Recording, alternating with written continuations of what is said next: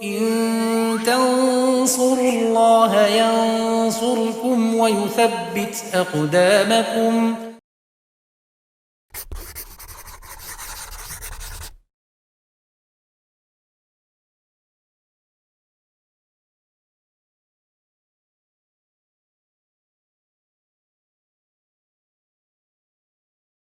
Bismillahirrahmanirrahim. Alhamdulillahirabbil alamin wassalatu wassalamu ala asyrofil anbiya'i wal mursalin wa ala alihi wa sahbihi wa man tabi'ahum bisanin ila yaumiddin, amma ba'd. Pemirsa Yufid Edu rahimani wa rahimakumullah.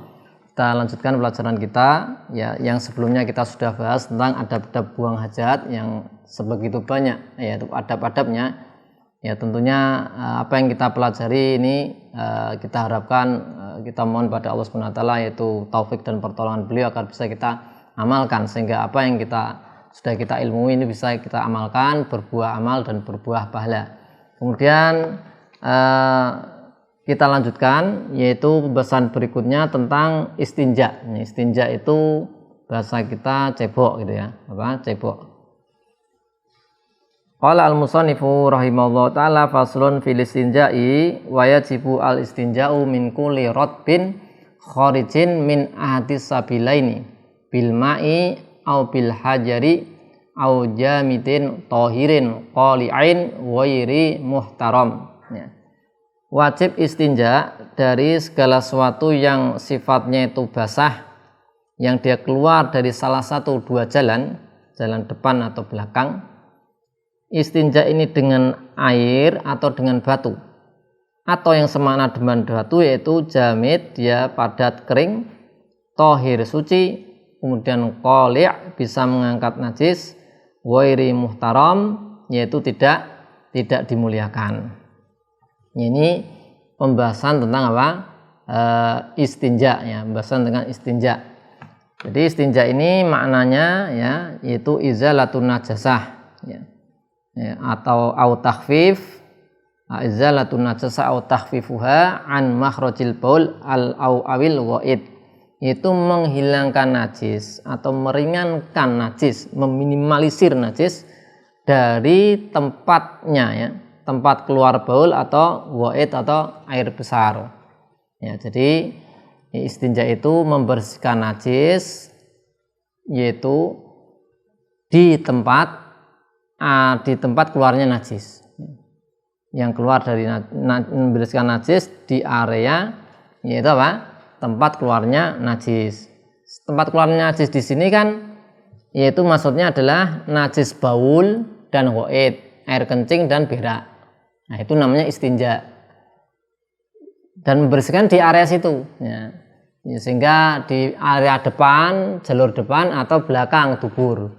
Sehingga kalau membersihkan najis di tangan kita kena najis nih, kecipratan air kencing, dibersihkan apa istinja namanya? Tidak.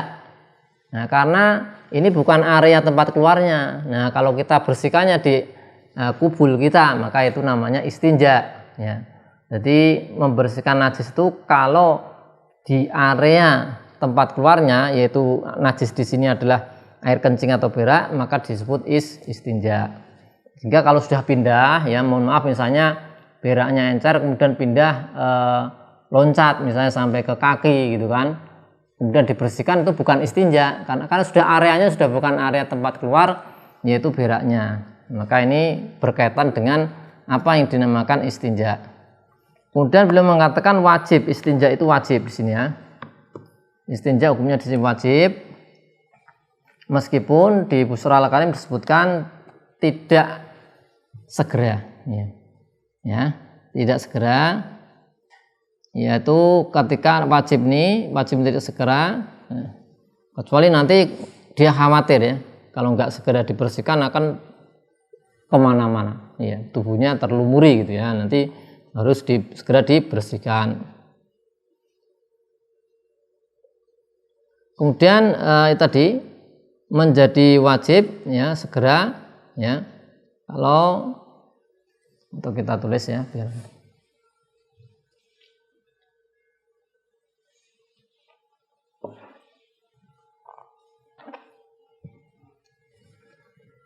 jadi wajibnya wujubul istinja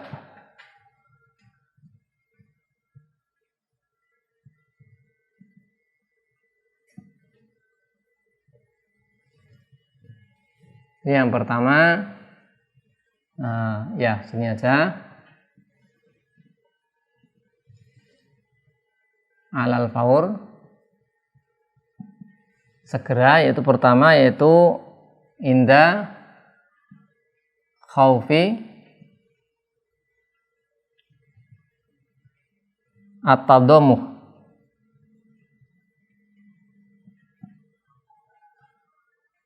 bin najasah. Ya. Kapan harus segera injak? Kalau dia khawatir, kalau nggak istinja nanti kemana-mana. Jadi badannya terlumuri najis. Kemudian yang kedua yaitu fima law alima annahu, fima law alima annahu la yajidul ma', la yajidul ma'a waqta sholah. Nah, jadi ini kapan istinja itu cebok tuh harus segera. Nah, satu, ketika dia khawatir kalau nggak segera nanti najisnya kemana-mana. Ya. Kemudian ketika dia yakin nanti ketika pas waktu sholat nggak ada air sehingga nggak bisa istinja, nah, maka harus segera istinja sekarang. Seperti itu ya. Kemudian yang ketiga, kapan harus segera? Maka inda iradati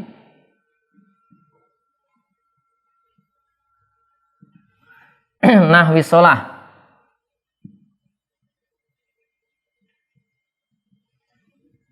au dukhuli waktiha, dukhuli waktiha.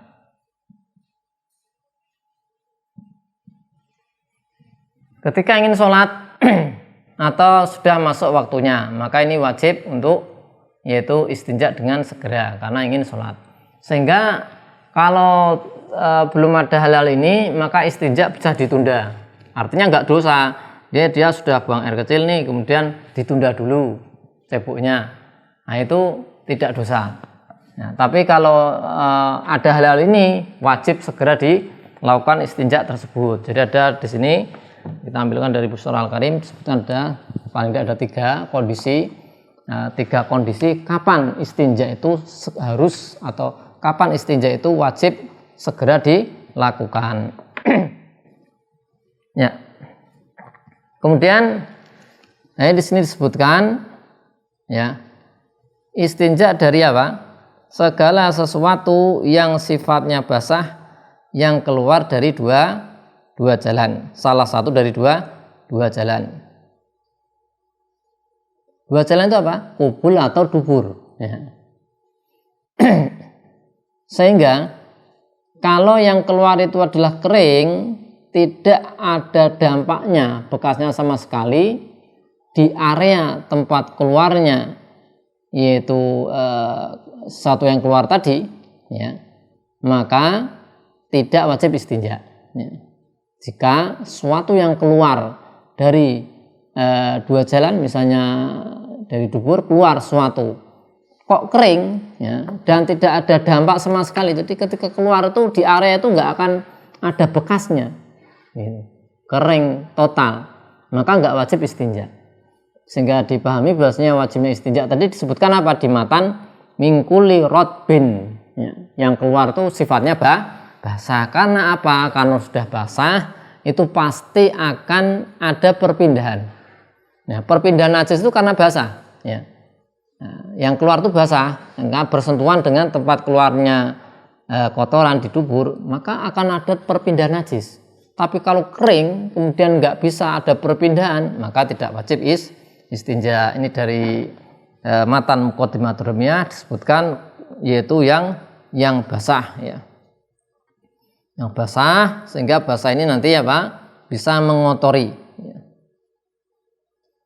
Yaitu keluar dari salah satu 2 jalan meskipun itu suatu yang jarang keluar, misalnya darah haid dan yang lainnya. Nah, ini nanti yaitu tetap juga wajib istinja. Ya, kemudian dengan apa istinja itu? Ya, beliau mengatakan di sini yaitu bil ma'i dengan air, ya. Hukum asal istinja dengan air. Di Busra Al-Karim disebutkan meskipun dengan air zam-zam tapi makruh, ya. Kemudian ketika istinja ini bagaimana? Apakah harus yakin kemudian najisnya sudah hilang, nah, agar sah istinjanya? Maka jawabnya tidak. Cukup dzon, cukup kita punya prasangka kuat bahwasanya najisnya sudah hilang, ya. Bagaimana kalau kemudian setelah istinja, ya, tangan kita tercium aroma najis? Maka di sini disebutkan ini menunjukkan najisnya tangan saja. Jadi kalau habis cebok kok tangannya tercium bau najis, maka menunjukkan yang najis tangannya saja. Ya. Menunjukkan apa? Yang najis adalah tangannya saja. Jadi enggak berpengaruh pada misalnya dukur kita, gitu kan? Nah, tidak, tapi hanya pada tangan saja. Yaitu cebok dengan air, atau beliau mengatakan au bil hajar, atau dengan batu, ya, batu yang biasa kita lihat itu, ya, batu, ya. Dan nanti makruh kalau batu di tanah haram, padahal ada batu dari tanah yang lain. Ya, bisa dengan air, bisa dengan apa? Batu. Ya, bisa dengan air, bisa dengan batu. Atau, ya, semakna dengan batu. Semakna dengan batu. Yaitu semakna dengan batu, ya. Itu ada syaratnya di sini, ya. Al-hajar, batu yang syar'i, ya, ada syaratnya. Al-hajar asy-syar'i. Nah, syaratnya apa? Dia maksudnya hajar syar'i, batu syar'i, batu yang bisa kita pakai untuk cebok. Nah, kalau batu-batu yang kita lihat itu bisa. Kemudian kalau selain itu benda lain bisa enggak? Bisa juga. Nanti kita namakan hajar syar'i. Syaratnya satu, dia jamid. Jamid ini kita tulis, kita tafsirkan yaitu padat dan kering. Ya, kering, padat, kering, padat, kering. Nah, kemudian yang kedua, ya, dia harus kering, ya, harus kering. Yang kedua tohir, nah, suci. Nah, sehingga ini kalau nggak kering, misalnya tisunya tisu basah, berarti nggak kering, ini nggak bisa untuk cebok, ya, harus pakai air, ya. Tohir, suci. Kalau bendanya najis nggak bisa. Kemudian kolik itu bisa mengangkat najis. Kolik itu bisa mengangkat najis. Jadi bisa mengangkat najis. Misalnya nggak bisa plastik, ya, plastik dipakai untuk cebok, bisa nggak bisa, karena plastik nggak bisa ngangkat ketika diusapkan, dioleskan, nanti malah kemana-mana najisnya, maka nggak sah. Kalau semisal dengan plastik. Kemudian yaitu yang terakhir ghairu muhtaram, tidak dimuliakan. Ghairu muhtaram, tidak dimuliakan. Tidak dimuliakan. Yang dimuliakan apa misalnya? Ya makanan. Ya misalnya makanan, ya roti atau apa, makanan sudah kering misalnya. Nah, ini nggak boleh ini. Ya. Tidak sah. Atau buku-buku agama. Nah, ini juga nggak sah digunakan untuk cebok. Ya, untuk cebok pengganti dari air tadi.